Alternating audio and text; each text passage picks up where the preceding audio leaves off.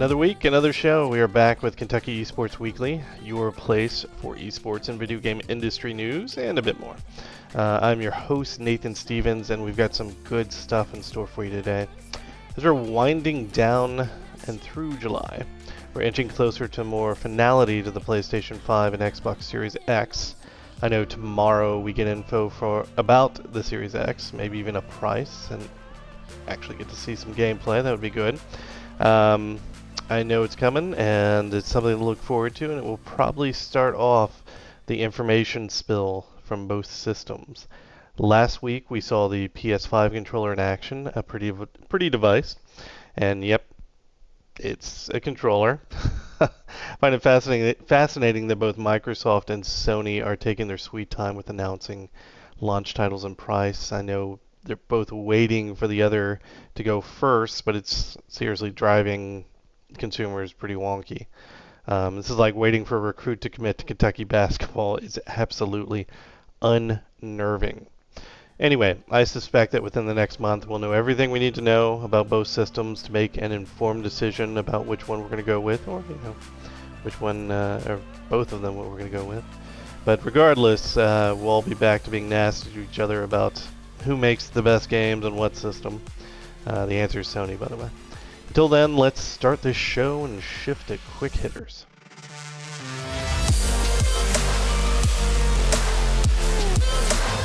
Starting us off, Talent X Gaming, TXG for short, has brought together top-tier gaming and social media stars under one roof with their brand new Sway Gaming.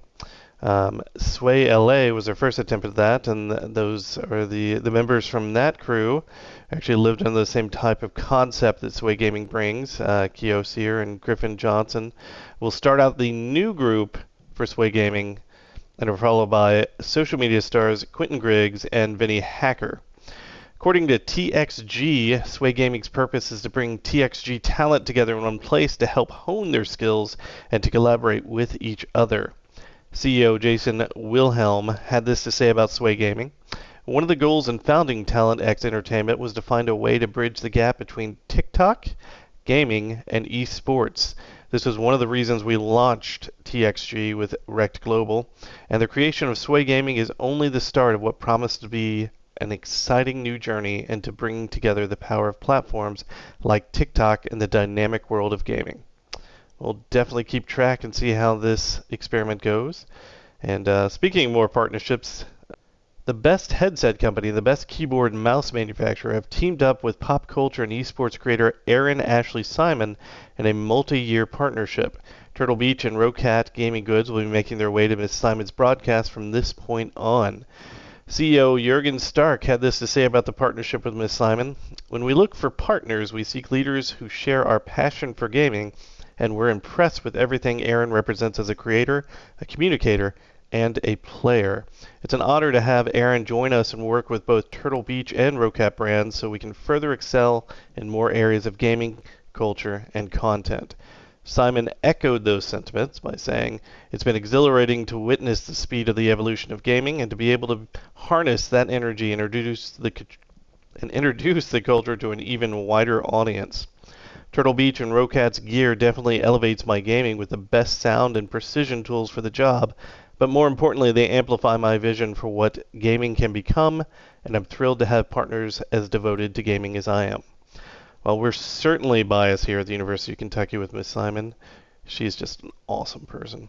She is certainly a leading talent out in the esports arena and a very, very strong voice. So congrats to her for making that partnership. That's a good one. And congrats to Turtle Beach and Rocat because they got a great esports content creator with her. Speaking of esports, coming from esportsinsider.com's Cody Luango, We Play Esports and Epic Esports events have put together the Dota 2 Omega League for a group of European and American Dota 2 players. It looks to give away around $590,000 in cash. That is a large chunk of cheddar. The qualifiers for the league opened up this past Monday on July 20th, while the main event gets up and running August 14th and lasts until September 6th. The teams featured in the tournament are Ninjas in Pajamas, which is just like the greatest name ever for any esports team, Team Liquid, Virtuous.pro, Fly to Moon, Evil Geniuses, Team Secret, Alliance, Nigma, Natus Vincier, and OG Esports, who is a former champion. We Play Esports lead esports manager Vitaly Bozko had this to say about the new league. We're excited about the opportunity to work on interesting ideas and very curious about the reaction of the community. Our team and colleagues from Epic Esports Events are giving this event everything that we have. I really hope the audience will enjoy the results. The event takes place on dates when we're supposed to be, well, we're used to seeing the International, and that impacts the level of responsibility we feel about Omega League. More tournaments, more entertainment, more esports. That's always a good combo. That is it for Quick Hitters. Let's shift over to our own good combo of Hailey and Tyler here with Industry News. Hello, I'm Tyler Ralston. And I'm Hailey Salyers. And welcome to this week's Industry News. First, we have Ghost of Tsushima, another highly anticipated PS4 exclusive title, which has been finally released as of July 17th. Jin Sakai is the main protagonist, one of the only survivors of the initial battle for his home island of Tsushima against a massive invading force of Mongolians under the command of Kodan Khan. The island is being burned and pillaged, and despite Jin's determination to drive the Mongols out to sea, he cannot fend off the army alone. Instead, players will traverse the stunningly beautiful landscape, following the guiding winds that act as your compass, to learn skills in combat as well as stealth while gaining allies and forging new weapons, tools, and tactics. Progression allows for players to build skill trees that can refine both the player's capabilities as a ninja who wields the shadows and trickery as their weapon, or as a samurai who faces each enemy with honor in one-on-one standoffs or against groups of soldiers. However, nothing forces players to dedicate themselves fully to either path. Jin must adapt to these new foes with every trick he can possibly learn. It is up to each player to build their wandering warrior as they see fit to free this land and its people. So far, reviews for Ghost of Tsushima are quite high, with Metacritic giving it an 83% and a user score of 9.2, a 9 out of 10 from IGN, and a 9.5 from Game Informer, as well as many other high praises, even from foreign critics. Ghost of Tsushima is currently available on the PlayStation Store. PlayStation fans will have to keep waiting for news of the PS5's release date and cost. As of now, pre-orders are not yet available, but Sony's Senior Vice President Eric Lempel promises that people will be given advance notice before pre-orders go live. Lempel's assurance comes after rumors that more PS5 details would be revealed soon, and reports that people had already started lining up in stores. While pre-orders aren't available yet, Amazon and Walmart have put up a PS5 placeholder page. Meanwhile, Best Buy, Target, and GameStop are allowing buyers to sign up for notifications. None of these companies have revealed or confirmed an expected price for the PS5. Next, we have Halo the Master Chief Collection, which has been plagued by innumerable issues since its original release as a console title back in 2014, and this continued through its PC release in 2019. In all this time, the development team have remained committed to release new content and updates as soon as they believe them to be ready. Each new title brought to the collection generated incredible hype among the fanbase, but each release also brought a plethora of bugs and glitches. However, now on July 14th, possibly the most anticipated game from the entire original Halo trilogy has finally arrived to MCC on PC, and with it comes numerous additions and fixes to long-running issues. Halo 3 allows players to re-experience the climactic finish of the fight. Forge has also finally been fully brought to PC as well, with Halo Reach and Halo 3 receiving not only all their original content, but also updated features such as adding the Saber and Seraph to Reach's vehicle list or allowing players to spawn in elephants in Halo 3. Customization options are being added to Halo Combat Evolve's multiplayer in the form of colored visors and weapons or vehicle skins. And the overall system for obtaining points to purchase these customizations has also received an update with the challenge system that allows players to earn XP and points by completing different types of challenges. A new skull has also been added to Halo 3, the Acrophobia skull, allowing players to fly around levels in the campaign at high speeds. To cap it all off, both Halo Reach and Halo 3 received much-needed adjustments and fixes to their audio, which corrected numerous issues with the sound in-game, alongside a list of other technical fixes. This update has already been released as of July 14th, and the future of the Halo Master Chief Collection is now looking much brighter than before, while we await news on Halo Infinite in the near future. The next Xbox Game Showcase from Microsoft is scheduled for Thursday, July 23rd at 9 a.m. Pacific Time. The focus of the stream will simply be on games, including a first look at Halo Infinite's campaign. The event will focus on first-party titles expected for the Xbox and PC. Xbox's Aaron Greenberg confirmed via Twitter that the hour-long stream will only be about games. Players hoping for details about the rumored Xbox Lockhart will have to keep waiting. The event is also not expected to reveal a price for the Xbox Series X. While the stream will only be available at a maximum of 1080p and 60 frames per second, Microsoft will release 4K trailers sometime after the event. Viewers can check out the showcase on Twitch, Facebook, YouTube, and Twitter. Superhot Mind Control Delete is a brand new standalone expansion to the original 2013 title, Superhot. Once again, time moves only when you move, but now with a bit of an additional twist. Where Superhot was largely linear with a short, though thoroughly interesting story, Superhot Mind Control Delete is said to take a more roguelike approach. Rather than each engagement being pre-designed and predictable once you have learned the ins and outs, everything is now procedurally generated with its details. Enemies may spawn in different numbers at different times in different places, while the layout of the room itself may also have slight adjustments to both structure and the types of weapons to be found. Players now proceed through nodes, which are composed of several levels, bashing their way through enemies with their wits, fists, and any weapon that can be found on their way. Rather than a single hit being instant death and a reset, instead players are given 3 hearts to get through the node, and if they succeed, they can unlock powers and skills to be used for progressing further. Death, however, sends players back to the beginning of that node. This is certainly a vastly different approach to the previous titles, but it could be a good step to experimenting with and expanding the franchise. Superhot Mind Control Delete is available right now on PC either as a standalone title or in the bundle with Superhot and Superhot VR. And finally, LEGO Super Mario will be available on August 1st. The game holds the distinction of being the first collaboration between Nintendo and LEGO. Players will need to purchase the starter course, which will feature Mario, before they can play.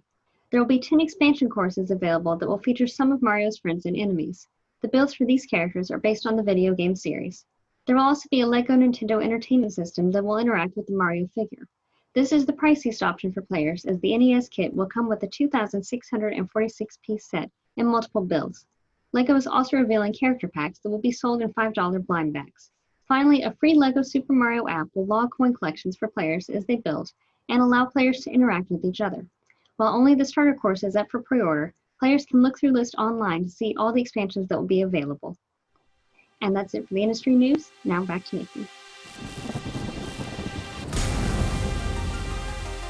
Thank you, Hailey and Tyler. Now time for some video game history with Elias Conwell and his Video Game History Group. We're on part 2 of a 3-part series about LucasArts and their ill-fated historical journey.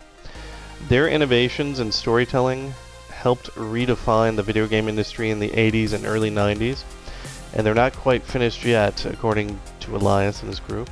So let's keep this journey going. A wishing well. I wish I had absolute power to decide who lives and who dies. I think we'd need a bigger well.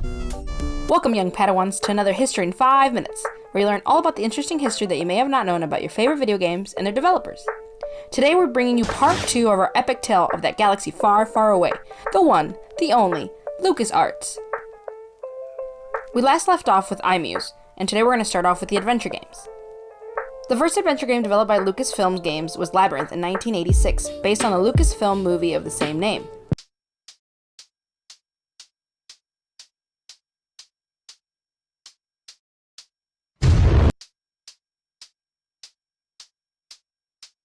The 1987 title, Maniac Mansion, introduced Scum, the scripting language behind most of the company's later adventure offerings.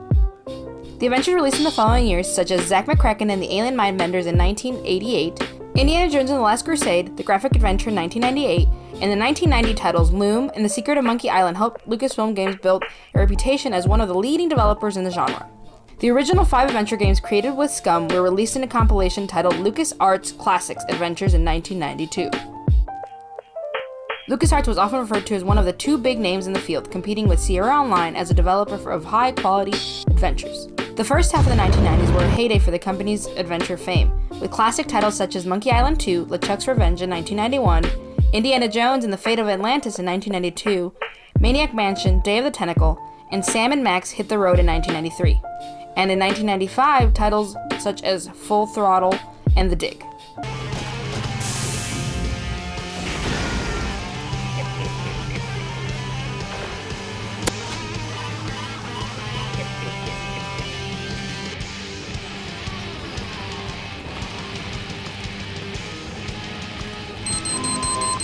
Fudge. The adventure genre failed to find popularity with the masses of new gamers.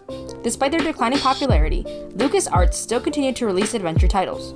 In 1997, The Curse of Monkey Island, the last LucasArts adventure game to retain traditional two-dimensional graphics and point-and-click reference, was released. This was followed by Grim Fandango in 1998, LucasArts' first attempt to convert 2D adventures into a 3D environment. The highly stylish visuals, outstanding soundtrack, superb voice acting, and sophisticated writing earned Grim Fandango many postulates, including GameSpot's Game of the Year award. Now, there's no need to be nervous. Nervous? No. Just your appearance. It's a little intimidating. Intimidating me? In 2000, the fourth installment of the Monkey Island series was released, under the name Escape from Monkey Island.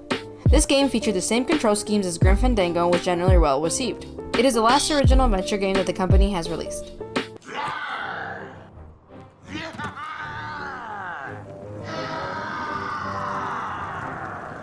Two sequels to the existing franchises, Full Throttle, Hell on Wheels, and Sam & Max Freelance Police were announced to be in development, but these projects were cancelled in 2003 and 2004 respectively before the games were finished. LucasArts halted adventure game development for the next 5 years, instead choosing to focus on their Star Wars games. They remained silent and did not release their old games on digital distribution platforms as other studios were doing at the time. However, in 2002, the company pledged that at least 50% of its release would have nothing to do with Star Wars. It wasn't until 2009 that they returned to the genre. On June 1st, 2009, LucasArts announced both The Secret of Monkey Island Special Edition, a high-definition remake of the original game with revised graphics, music, and voice work, and Tales of Monkey Island, a new episodic installment in the Monkey Island series that was developed by Telltale Games. I think we're having a real moment here. Then, on July 6, 2009, they announced that they would be re-releasing a number of their classic games, including Indiana Jones and the Fate of Atlantis and Loom on Steam. The re-releases were, for the first time, native versions built for Microsoft Windows. This was the first time in many years that the studio had offered any support for its classic adventure titles. It's destiny, honeycakes. Don't talk to me. Snugglepuss. Get lost. Punky Doodle. I'm warning you. Pooper Duper. Maybe I should go rake the back 40. The second game in the Monkey Island series also received a high-definition remake, entitled Monkey Island 2, LeChuck's Revenge Special Edition in 2010. Both Monkey Island Special Editions games were released in compilation Monkey Island Special Edition Collection exclusively in Europe in 2011. And I brought a little surprise for you. I don't suppose it's a LucasArts game. The release of the unofficial Scum virtual machine, Scum VM, has led to something of a resurgency for LucasArts adventure games among present-day gamers.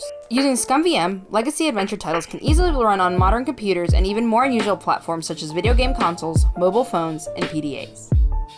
Well, young Padawans, that's a wrap for now. There's still plenty of history to cover with LucasArts. Stay tuned for next week's High Five to cover Part 3. Stay gaming, gamers, and may the Force be with you all. Thank you, Elias, and thank you to the behind-the-scenes crew who put that together. Really good stuff. Can't wait to see the conclusion of it. We'll be back with the final piece in the LucasArts puzzle next week. But until then, next up we have our own 4-part puzzle with Dick Hughes and his push-to-talk talkies. What's up? Welcome back to the panel. There's got to be something cooler to say about that. Yeah, the viewers know who we are by now.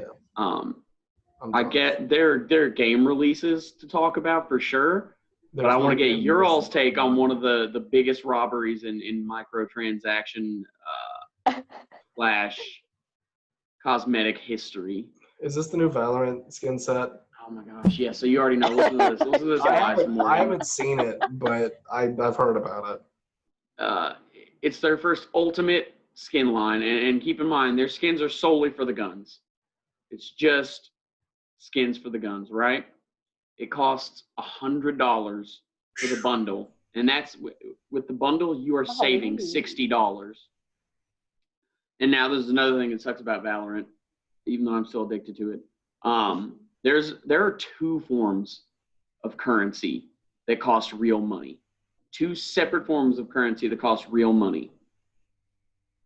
And you need the second currency, the secondary currency, Radianite, to upgrade the skins after you buy them. So to buy the bundle and upgrade every gun fully and the melee weapon fully costs $300. What? Are you kidding? $292. But yikes! And immediately the day it dropped, I saw at least like 3 or 4 in every single match, fully upgraded. Wow. But it's just as satisfying to kill someone and take theirs, because you can just pick up their guns. It's just for the guns. It's not. And if y'all haven't seen them, they're called the Elder Flame pack. They look like dragons. The guns are all little dragons that like the bullets come out of their mouths and stuff. And like whenever you reload, instead of like the normal like reload animation. Okay, that sounds pretty cool. You hand them a cartridge and the dragon like turns around and takes it from you and hugs it. They look cool, but sorry, Elias, go on. Why couldn't they do the same system they did for League of Legends? Which is? Like the Riot coins or whatever. The Riot points. So that's what they do. They do have basically Riot points, but then they also have that secondary form of currency, which is Radianite, it's just stupid. It's so they could, it honestly is so they could get out of you being able to earn enough currency for the next battle pass after you finish you know how with like most battle pass, like the Fortnite battle pass, you can make enough, what is that, V-Bucks, to get the next battle pass, right? Like it's just, they just don't want that. Yeah. And what's sad is like people are like, you guys, if we speak up enough about this and sign petitions and things, they have to stop. They have to make it cheaper. And they absolutely are not going to, because a ton of market research has told them that idiots are going to buy it no matter what. Sorry for calling you who bought it, idiot. If you have that money and you want to spend it that way, that's your move. That's all you. I think my biggest beef is just that I had it. I killed someone, picked up their gun, and it was just distracting to me. Like it was distracting me from the gameplay. You're not rich enough to own that gun, dude. In real life, you don't have the money for it. That's probably what it is. I don't have the clout, so I can't. I'm not even allowed to hate on people. I'm just jealous, I think, is what it comes down to. Yeah, just like why would you all pay for that? Yeah. Would you all pay for that? If this was your favorite game in the entire world, would you ever pay $300? Well, even still, why would they price it so high during like a pandemic? Because, like I said, Elias, because they need that was not an arbitrary number. You know, they knew people would spend that money. I know people that are like barely paying their rent because they like lifted that like rent strike thing or whatever it was. Yeah. And like people are buying $300 guns skins. Yeah.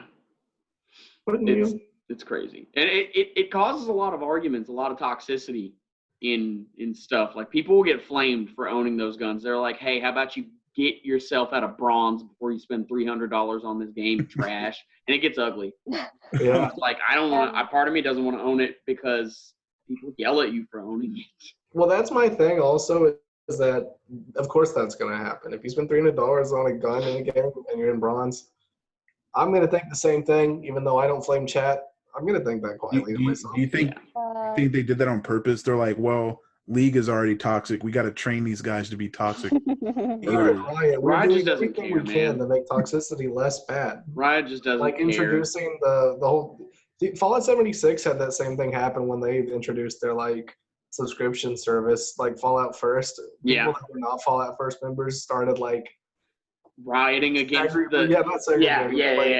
discriminating against Fallout First people, like and just ridiculous. Out of their way to make the game worse for them.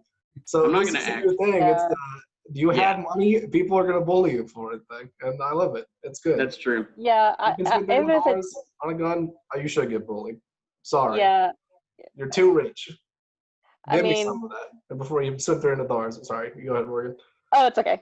I mean, if it's like my most favorite game in the whole world, I don't think I would spend at least $50 on a game because it's just ridiculous, and for that reason too, because like, oh yeah, you're so rich, and yeah, and Valorant is my favorite game, at least competitive game, like multiplayer game, not single player. I just still wouldn't.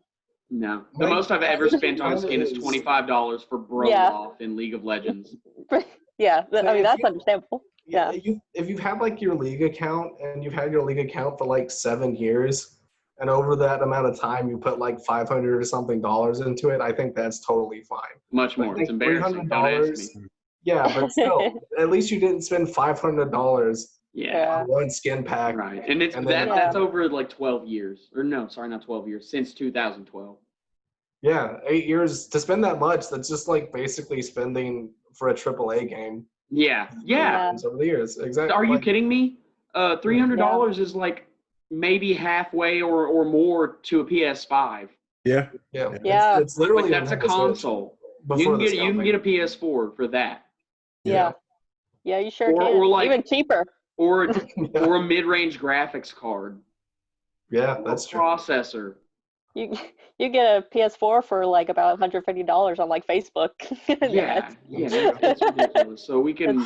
So we're all in agreement that none of us would spend that money. I can't believe that just came into us hating rich people for like, or at least me. That turned into an eat the rich. Oh, my bad. Very quick. If people want to buy, that's fine, because I'm not going to act like as soon as I kill someone who I see has a gun in there, I'm not sprinting over to pick it up and show it off. I'm like, look what I got! I got the Dragon Vandal! Woo! Paper Mario came out. Thank you. That's what I wanted to. I'm probably going to download that, probably as soon as we get off this panel, because I have got to play it and be able to speak to it next week. Thank you. I don't want to have to, because I've heard mixed things about it already. So mixed things about what? Because I feel like just that it's not 1,000-Year Door. Just that it's not the original. That's what I'm worried about, because 1,000-Year Door is maybe one of my favorite RPGs. Yeah, it's just so well done from just everything about it, from the combat to the story to the just like aesthetic of it and the playthrough. Blood Fables came out. That's supposed to be like original Paper Mario. I haven't played it, but I've heard, I think, good things about it. Ghost of Tsushima came out. Ghost of Tsushima's gotten good reviews too. I think it's at like an 83, 85 on Metacritic right now. User score is 9.1. So yeah, I watched some streams of it too, and it looks really cool. Dude, I love the choice it gives you in the game, or like the inner conflict, because it's like you have to choose to either be like stealth, which is how I usually play games. I usually go like the stealth option, but stealth is considered dishonorable because you're killing people from the shadows. And so like his family or like his uncle is like telling him he has to be honorable and like fight people, basically like man to man. And like, I guess the girl that he's like falling in love with, this is from what I've seen. I don't know if he's falling in love with her or not. She's telling him to go stealth and like be like a ninja essentially. And so that's like an interesting like conflict like in a game. That is cool, and it may keep me from being a weenie, because in every single game that offers stealth, I'm like, I'm not going stealth. I'm not doing it. And then like 10 hours in, I'm completely full stealth. You couldn't fight if you made me. That's just what happens. I don't know why. Like, I never thought of stealth as being like a weenie. I thought stealth was like an added challenge to like. See, I always thought the opposite. I always thought stealth was easier. I think that if a game handles stealth well, normally it's probably easier. But there's so many games, like I have been kind of playing Black Flag, not really recently, but you're an assassin. It's Assassin's Creed. Assassin's Creed's a stealth game, right? Yeah. Assassin's Creed is like, maybe the new ones are a little better, but the older ones were basically just not stealth games at all, except hey, you can stand in a crowd. Mm-hmm. And like, it's almost to the point that it's immersion breaking. Like, other than Metal Gear Solid, Thief, Splinter Cell. And I already said Metal Gear Solid, but like I think what about like entirely different. Hitman, the Hitman series. See, it looks like the newer ones make stealth really easy. I haven't played the old ones enough to know how it was, but all that like outfit changing stuff and having to fit in stuff it sounds really cool. It's not actually being stealthy. It's like blending in better. I think that's really interesting. Yeah. Yeah, I don't know. If Ghost of Tsushima, if the stealth is good, that's good. But yeah, The stealth is good is good. Good It's stealth essentially Good stealth. it's like the Bushido code versus like the ninja way, which is extremely like, dishonorable to not kill somebody. Like that is cool the way it presents those like different play styles. I just and everything I've watched I really like. I've been trying to. It sucks. Okay, that's one thing having to come on this panel and talk, right, while being somewhat ill-informed. But I do a lot of times these days try to not look up too much about a game if I'm really interested in playing it, because I really like. I've still managed to stay in the dark about most of The Last of Us I like 2. surprised. Yeah. But did you notice when we started? Because I feel like we've been talking for like an hour, and I want to make sure that dude, good on we've time. gone so far over. Yeah. Halo Infinite's gonna be cool. It's pretty cool. I mean, that's all we were going to talk about anyway, right? Really, the only thing that happened- Tsushima and Paper Mario were huge drops. Valorant is obviously slated to be the next 5 big minutes of esport. So, But this one thing about it wasn't worth 5 minutes of our whole entire, allotted time, I don't think. Absolutely. They can't keep getting away with this. Well, they're going to. They're going to. They're going You can to. accept it. See, my thing is, at least it's not loot boxes. I don't care because at least it's not loot boxes. true. At least you know what you're getting. And if people are willing to spend that money, cool. I want to say yeah, but at the same time, I'm a sucker for loot boxes, and I'm mad I even admitted it just now. It's I am real. too. I'm you need to get professional help. You have a gambling addiction, and there's better I ways see to someone handle it. once a week for it. That's and good. they show me like flashcards with loot boxes, and I'm like, "Gimme!" And they're like, "See you next week." Well, it's like here's the thing. I would rather they have a way to get like a loot box in the game, and like instead of having to pay like $300 and like for a random chance to get like one of the skins. Jude's right. We got to cut this. Elias, I am so sorry. Everyone, I'm so sorry. Really quick, Parting what's words, it any really final quick? words from anyone? I've been Like, playing my Amazon Kindle e-reader because I have no time to play video games because I work overtime right now. Amazon, sponsor us. Yeah. All right. Need that Yeah, please, sponsorship. Amazon. I want that GG's. sponsorship so bad. Easy clap. Goodbye, everybody. Poggers. Pog champ. Podcast. Bye, guys. See everyone. Alex Cutadean is back with us to deliver some more news, and I'm wondering who won the Smash tournament. We've got results. We've got our top 8 from the Cats Smash Clash. And for week 4, it's again Ufko, Big Boy Uno also hitting the finals there. Ivy, Levin Flame. These are all names you've seen before. Week 5 is this week. And I believe, I might be incorrect on this, but I'm pretty sure this series is going to only go to week 6. But with week 6, I believe we're inviting more members of the community. So if you know some Smash players, some people that want to get in on this tournament, we still have prizes. So let them know about it. Head on over to the BB Involved site to register if you're a student. But there will be more information out there about how to register if you're part of the community and would like to join in on the tournament action. It's every Thursday at 6:30 p.m. And there is, I believe there's some interest in the community continuing to generate this content. So we may continue this tournament action each week and look forward to that. But the end of this series will be next week, so look forward to those finals. And that's it for Cats Smash Clash for this week. Tune in tomorrow, 6:30 p.m. Ufko is slowly becoming the Michael Jordan of Smash Brothers here, where it's just, he's going into a tournament, he's more than likely going to have another ring, That's awesome. Well, going from Smash Brothers to another contest, we're back with 5 questions this week to try to stump each other.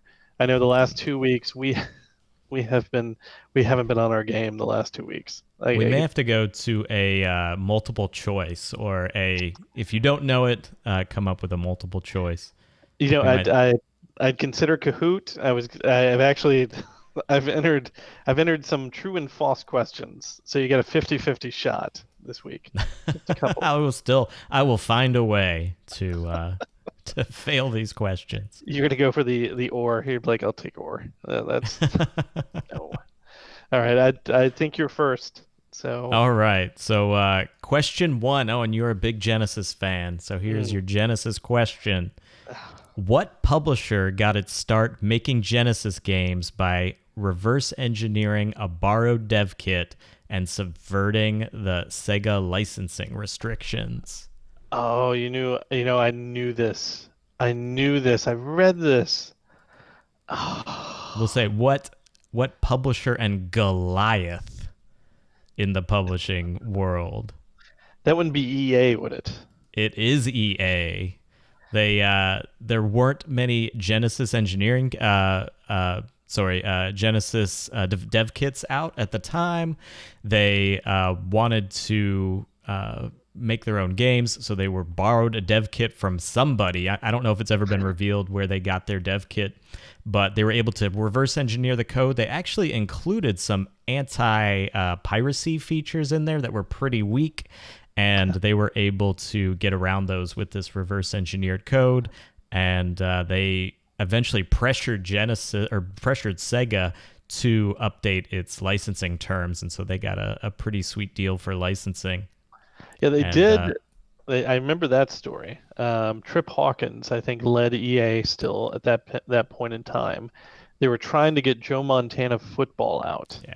And the Sega folks couldn't do it fast enough, so they had to go to EA and talk to Trip Hawkins, who played hard to get with them and ended up getting a really big sweetheart deal of development. They made a lot of money. EA did, and Sega benefited off, I believe, the first Madden game, which didn't make it to the Genesis until after, I believe, Joe Montana's football got released. But Genesis does. But Nintendo don't. Speaking of Nintendo, that's your first question here. Or this is true or false? Nintendo of America started in New York City when it came to America. Oh my goodness. True, false. I don't know where else they would have been. I'm trying to think, because those early days Silicon Valley wasn't really, Nintendo and Silicon Valley I don't think have like a big startup relationship. And it was the early 80s. I'm going to say true. It is true. Mount St. Helens erupted. They wanted to be in Redmond, Washington, but in 1980, Mount St. Helens erupted, and they were unable to move to that location. The reason they liked Washington is because it was closer to Japan via ship, and they could ship things back and forth cheaper. But they ended up in New York City. They opened up their first Nintendo store in New York City, and they had a warehouse in New Jersey which housed a lot of their arcade games. And the gentleman who owned the warehouse, his first name was Mario. So there you go. Oh, is that That's the where he came origin from. of Mario? Yes. Nice. So. I think I've heard that story somewhere along the line. All right. Okay, question 2. Another Sega question. What company did Sega successfully sue for breaking the Genesis encryption scheme? Ooh. Would it be a competitor by any chance? It is, and you might not. It was it wasn't a competitor of it was a competitor of EA, if you will. But it was a game publisher or designer. And I don't know. It's not a huge one either. I'll give you that much. Oh, that doesn't help.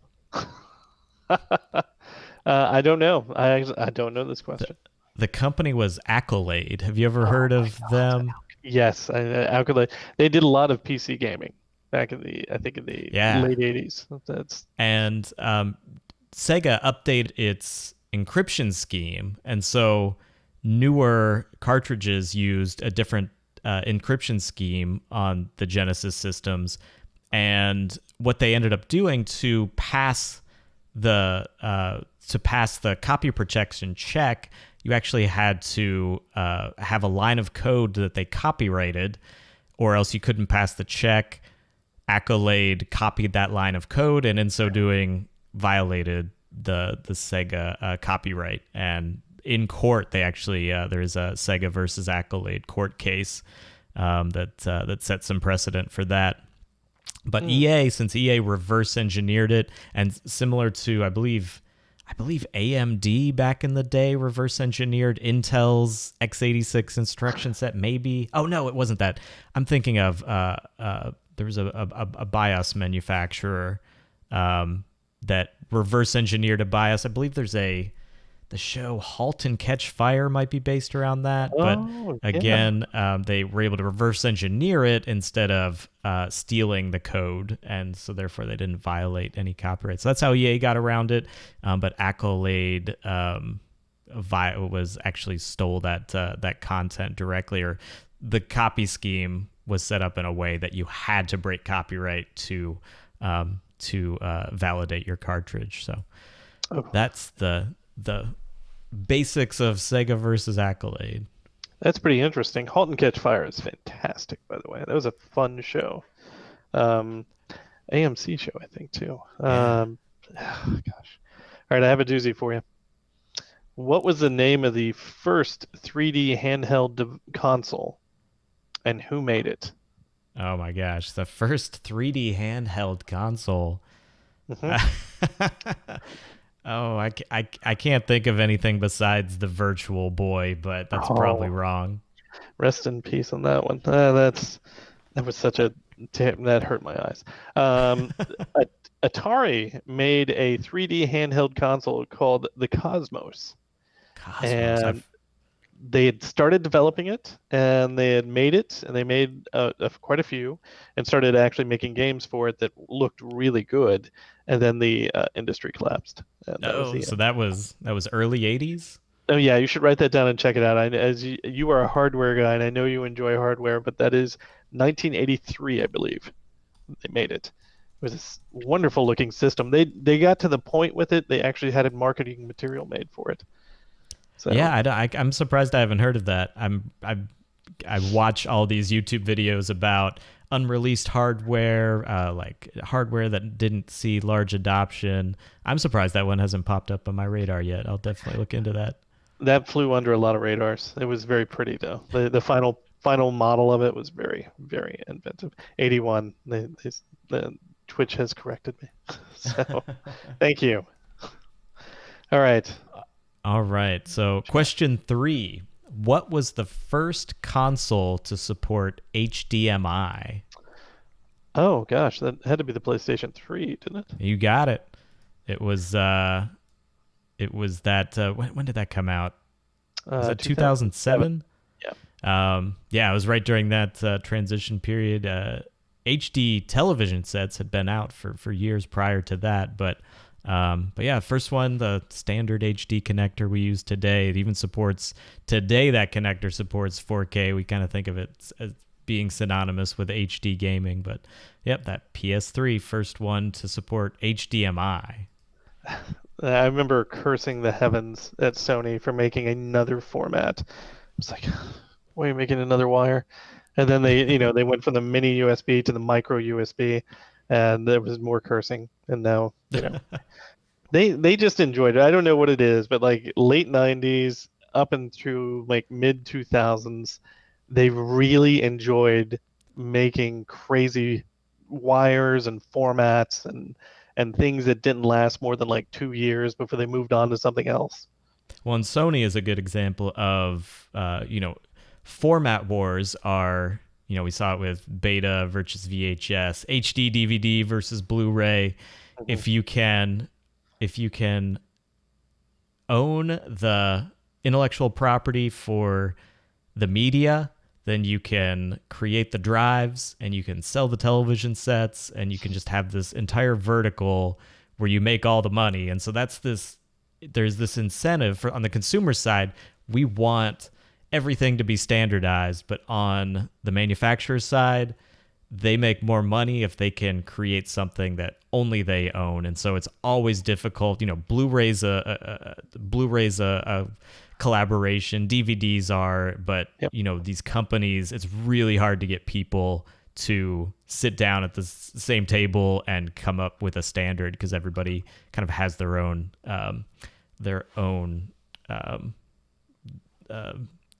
agenda for wanting to create a certain type of standard.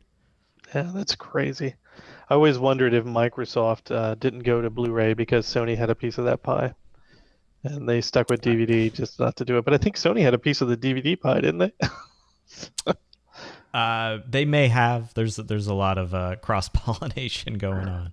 That's a good way to put it. All right, this is related to PlayStation 3. It's another true or false. And don't worry, the last two are really difficult. So, true or false, the original PlayStation 3 allowed you to capture pictures on your system and save them to a format, and then print them out on a printer so you can frame them. I'm going to say true because it had a SD card reader for some reason. It had SD and it had a compact flash card reader. I think it even had it had to have a Sony what was that stupid Sony format? The Sony Micro It was like the long memory cards or something. Speaking of proprietary formats, the Sony memory card format, Twitch will know. What was that called? Is that a multimedia card or? No, it had a weirder name than that. Oh, I remember. I found one in my desk the other day when I was cleaning, and I was like, I'll never use that, and I just dumped it. It was a strange card. It was like it was a longer card. I remember they had a shorter one, and then they had a longer one. It's like a memory stick. That's what it was. Stupid name. My friend had a Sony Mavica. Have you ever seen one of those? Yes, I have. It recorded on floppy disks, which is hilarious. Didn't they follow that up with like one that copied on CDs? Like it was in rounds. No, I'm not joking. There's like a no, camera. I know. I've seen it. I know that sounds exactly like something they would do, and I've definitely have seen that before. It's ridiculous. It's like so ridiculous. Sorry, we don't mean to rail on Sony's ideas here, but oof. All right, what you got for me? After this, I'm gonna listen to some music on mini disc. Let's see. Question 4. Okay, we just went over HDMI, but what was the first console to support high definition output? So that had to be was it composite? Is that what it was, or was it component? I can't remember. I think it's component HD. Okay, so that goes up to 1080i. Is that correct? Yeah, 1080i or 720p. That had to be the PlayStation 2. You got it right. It technically was the first to support it, but the first game that supported HD output was actually on the Xbox. Well, no, the question was first console, so there technically could be two answers to this, but first console to support it was the PS2, even though there weren't any titles, but then the first game to come out was for the Xbox. I found many references to the Xbox having the first game, but I couldn't actually find what that first game was. I found lots of lists of games that supported HD output, but I had trouble finding that first one. That's, I've always believed that like nowadays I can understand, you can tell the difference between HD, non-HD, 4K, and I know that you can tell the difference between it. But like back then, could you really tell the difference because of how everything was being developed and what it looked like? Yeah, it was because a lot of these games, even if they would output at a higher resolution, a lot of the stuff was rendered at lower resolution. You had lower resolution textures, and a lot of it came down to something being progressive versus interlaced. So we started seeing progressive televisions. So you potentially were going to get a sharper image on a progressive image, but then you might get better motion handling on an interlaced feed. And so it took a while for the hardware to really catch up, so they could actually render, especially 3D games, that they could render at that higher resolution. Yeah, whoever came up with the color scheme for component, by the way, deserves to be berated because telling the difference behind a TV when it's not well lit between blue and green is very difficult. It's just, I just don't get it. Anyway, all right. That was a good one. That was a really good one. Okay. What was the first Wolfenstein game? Oh my gosh. So, I mean, I can only think of Wolfenstein 3D, but I feel like there was probably a platformer because it was known for. I mean, they had their Commander Keen games. Yep. They released platformers, and I feel like maybe there was a Wolfenstein platformer game, but I don't know. Wolf 3D is the first one I really know about, but I feel like this might be a trick question. It's a tricky one. So Wolfenstein 3D was inspired by this game. And Castle Wolfenstein was released in 1981, and it was a stealth-based game. You had to infiltrate a Nazi castle, but it is a platformer of sorts, kind of. But yep, there was I discovered that maybe like 4 or 5 years ago when I was reading up on id and where Wolfenstein started, and I was surprised another company had actually made Castle Wolfenstein, and that's where right. the idea came. Yeah, they licensed it. I have heard this story. They licensed it from another guy, and I think they made Wolf 3D without. I think they showed it to the creator of Castle Wolfenstein, and we're like, "Hey, can we make this? We already made the game. We based it on your idea." But I remember that story in the book, the Masters of Doom book. I think they talk about that. Yeah, it's kind of neat. It's unique to see another developer's success sprang from somebody else's idea, and they were very close in content, like just on idea, like developed idea. So that's neat. All right, what you got me for me for number 4 or number 5? All right, number 5.